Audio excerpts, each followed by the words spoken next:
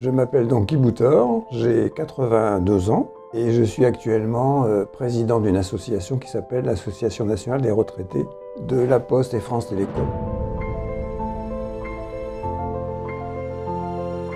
Et alors, est-ce que vous pouvez nous décrire l'équipement que vous portiez à l'époque?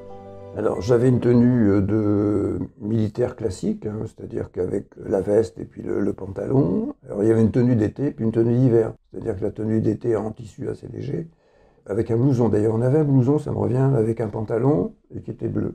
Et l'hiver, un tissu très laineux, très épais. Et ça c'était imposé. Le colonel, il nous disait à partir de telle période, non c'était même le général, voilà, à telle période, il fallait mettre la tenue d'hiver. C'était réglementé. Alors il y avait le casque, bien sûr, métallique qu'on mettait sur la tête quand on partait. Alors la particularité, c'est que j'avais un équipement de l'armée de l'air. Donc j'avais un calot, on appelait ça, c'est-à-dire une espèce de petite, avec le sigle de l'armée de l'air qui était un oiseau. Et j'avais aussi une arme qui m'avait été affectée, alors je vous dirais que je ne sais pas le nom, c'est un fusil, disons. Et à Mouzaïaville, il y avait cette période où on pouvait franchir un grade supplémentaire. Et je n'ai jamais réussi à tirer convenablement. Donc je suis resté simple soldat. Parce que j'avais une espèce de rejet, ça ne me convenait pas du tout. C'est pas que j'étais antimilitariste, mais pour moi, l'armée c'était une perte de temps pendant 2 ans.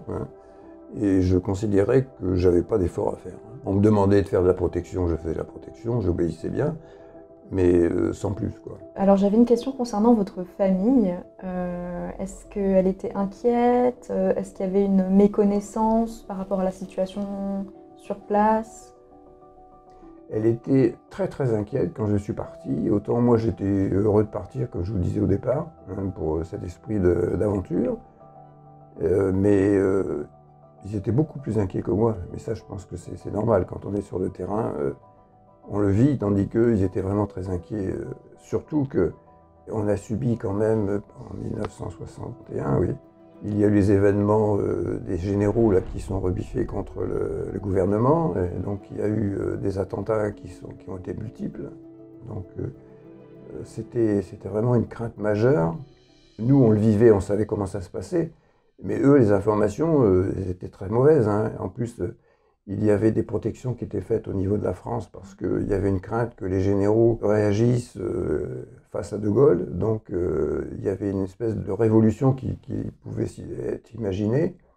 Et donc eux avaient des informations qui étaient vraiment très négatives. Il ne faut pas oublier quand même qu'il y a eu, je crois, près de 15 000 appelés qui ont été tués quand même. Donc il y avait cette crainte permanente.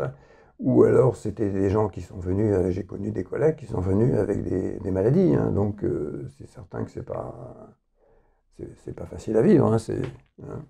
Et puis il y avait des conditions je dirais, d'alimentation qui n'étaient pas toujours l'idéal. Moi, quand j'ai terminé à la mi-juillet 1962, on m'a nommé sur un piton, c'est-à-dire que c'est un point à 1300-1400 mètres. Ça s'appelait la Baouna.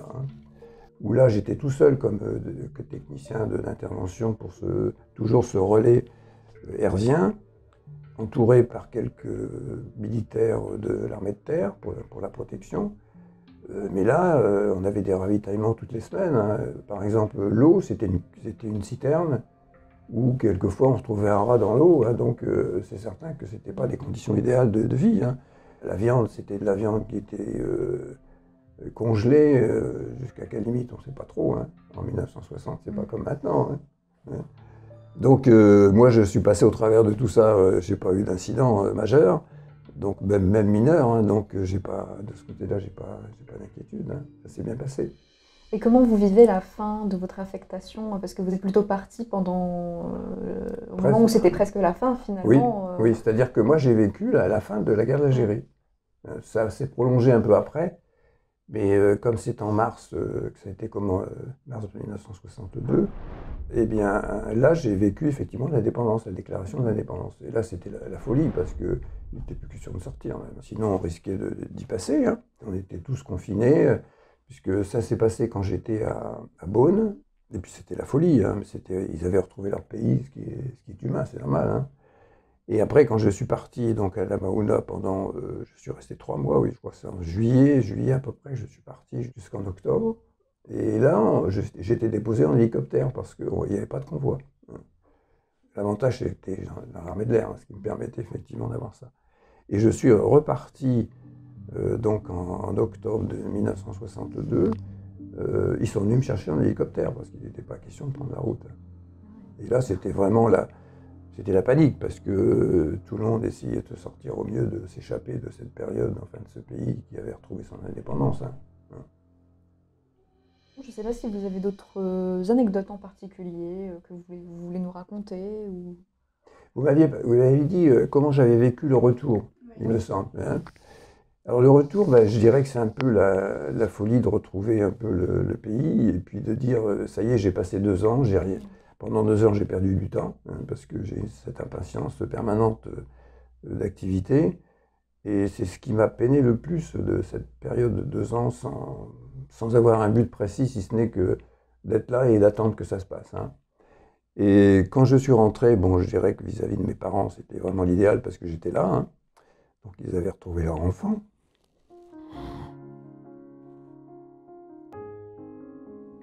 C'est-à-dire que j'étais fonctionnaire. Et là, j'ai fait le nécessaire de telle façon que quand je suis rentré, j'avais pratiquement une affectation qui était prévue. Donc si vous voulez, je n'ai pas eu cette difficulté de dire il faut que je recherche un emploi.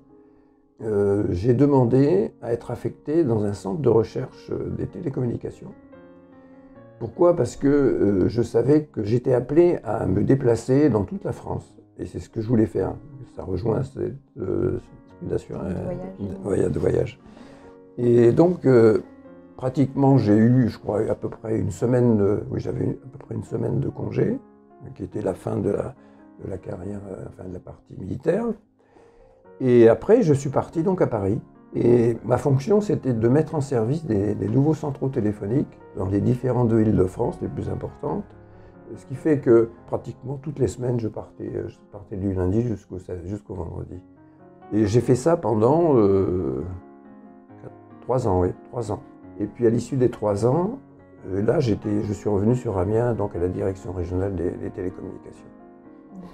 Voilà le retour que... Alors, si vous voulez, pour moi, la coupure, il n'y en a pratiquement pas eu. Hein.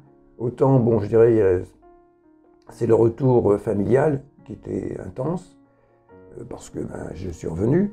Et puis ensuite, je suis pratiquement parti de chez mes parents aussitôt après. Quoi. Je vous remercie beaucoup, Monsieur Boutard, pour votre témoignage.